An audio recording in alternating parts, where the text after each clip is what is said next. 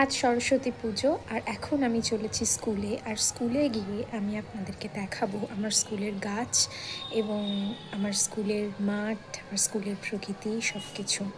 ভিডিওটা শুরু করার আগেই আপনাদের সবাইকে বলবো চ্যানেলটা প্লিজ সাবস্ক্রাইব করে দেবেন।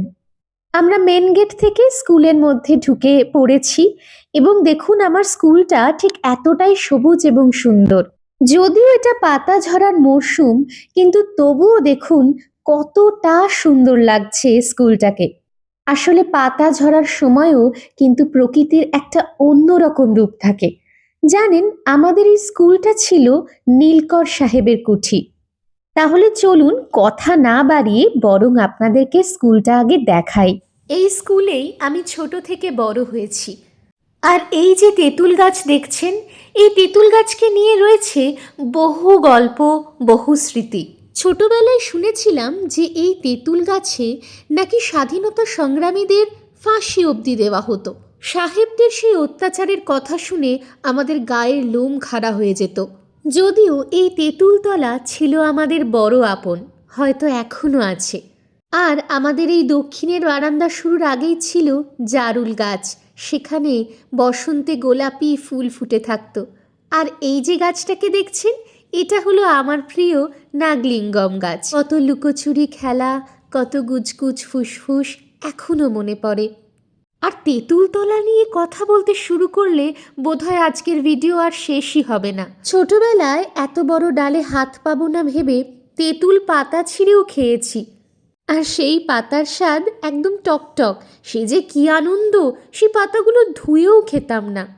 আর এই যে রাস্তাটা দেখছেন, এখানে আমরা কিতকিত খেলতাম। আর এইখানটাতে ছিল গোসাপের একটা আড্ডা মারার জায়গা।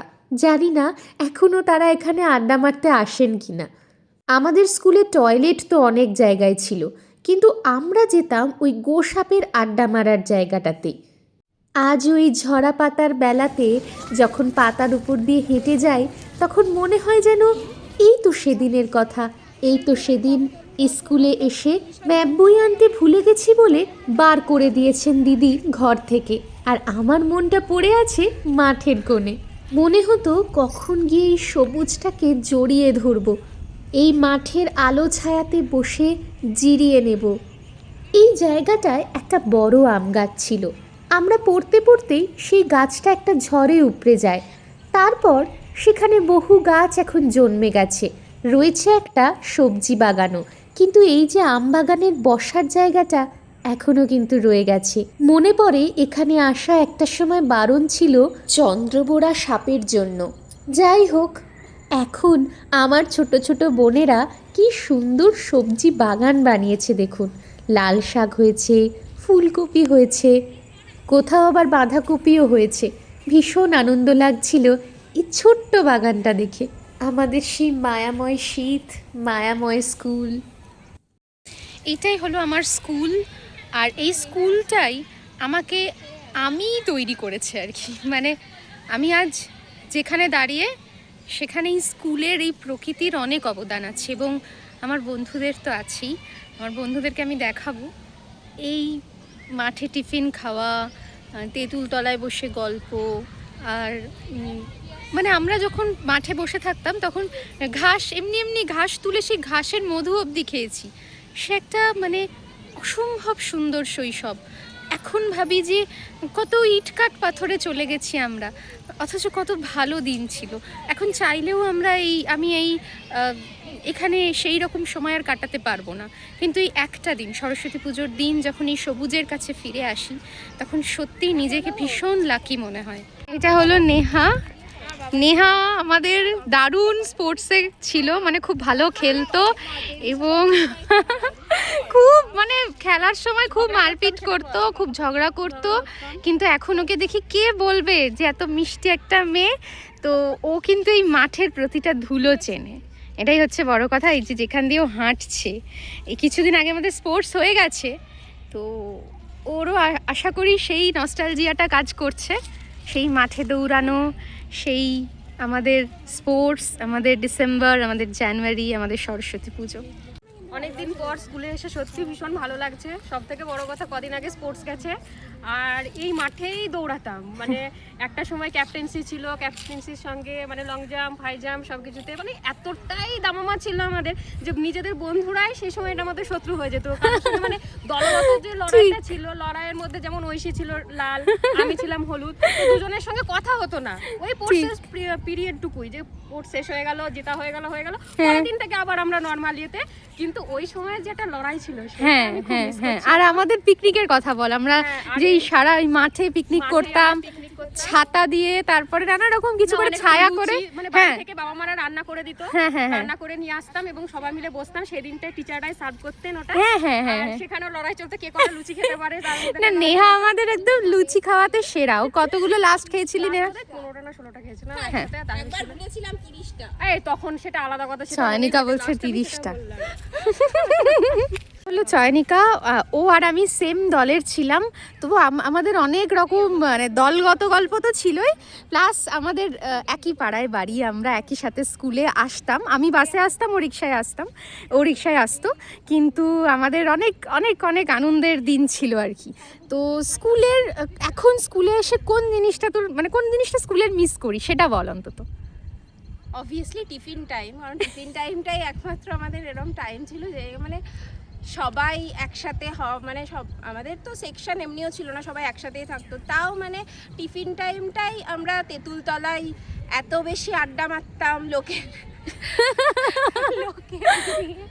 গল্প, টিফিন খাওয়া তো ছিলই সবারটা ভাগ করে। আর সবচেয়ে বড় কথা আমার যেটা মনে পড়ছে সেটা হচ্ছে আমাদের আলু কাবলি, যেটা এই তেঁতুল গাছের তেঁতুল পেরে আমাদের টিফিন পিরিয়ডে আলু কাবলি হতো। হ্যাঁ, আগে আমার এইটা সব থেকে ভালো লাগে যে মানে আমার আগে যখন মিড ডে মিল ছিল না ওই টাইমটা আমার আরো ভালো লাগে, কারণ আমাদের স্কুলে টিফিন দেওয়া হতো, টিফিন গুলো সত্যিই লোভনীয় হতো, সেটা যতটুকুই হোক।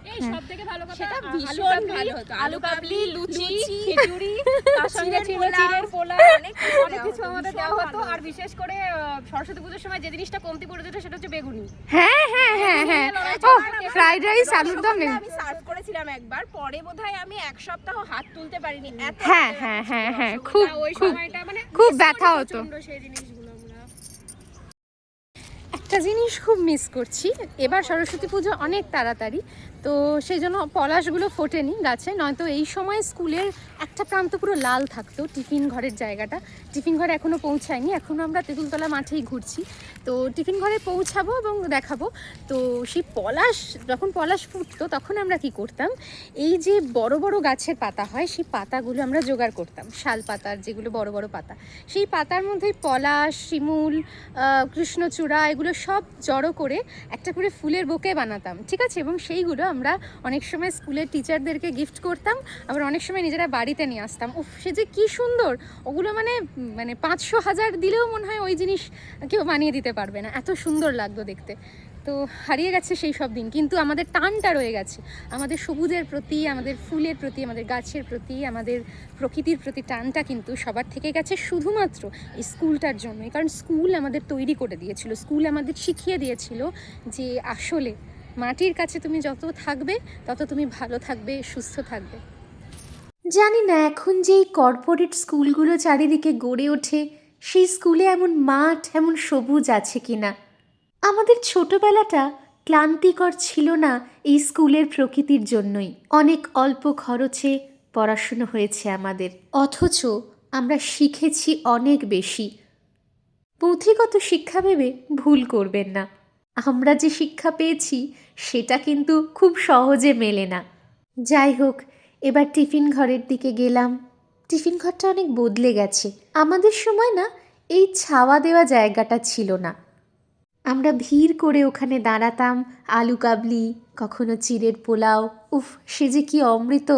এটা হলো হস্টেল, এই হলো আমাদের প্রিয় গাছ, এই গাছে বসে কত দোল খেয়েছি, এখনও দেখলে মনে হয় একটু বসে জিরিয়ে নিই বরং। সত্যি জানেন, গাছগুলো না মায়ের মতন ভালো হয়। এই যে আমরা এত বড় হয়ে গেছি, আমাদের তো ওজনও বেড়েছে, অথচ দেখুন ও কিন্তু ঠিক আমাকে কোলে নিয়ে নিল।